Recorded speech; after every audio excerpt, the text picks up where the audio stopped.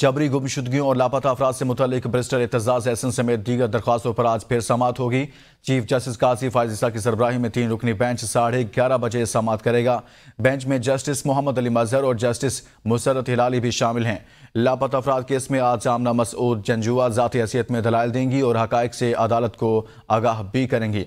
गुज़िश्ता रोज़ भी इस मामले पर समाअत हुई थी और आज एक मरतबा फिर इसी मामले पर समाअत होगी और आज आमना मसूद जंजुआ भी इस केस में समाअत में अपने दलाइल देंगी।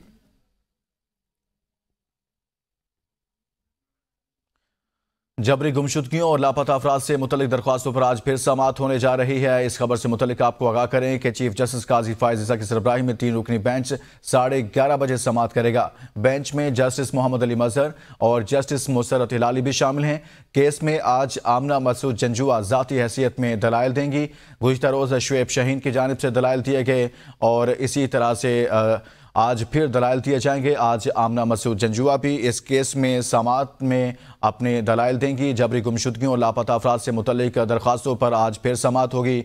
गुज़िश्ता रोज़ भी समाअत हुई थी। चीफ जस्टिस की जानिब से अहम रिमार्क्स भी दिए गए थे और आज फिर इस मामले पर समाअत होने जा रही है। और गुज़िश्ता रोज़ शुएब शाहीन की जानिब से इस केस में दलाइल दिए गए थे।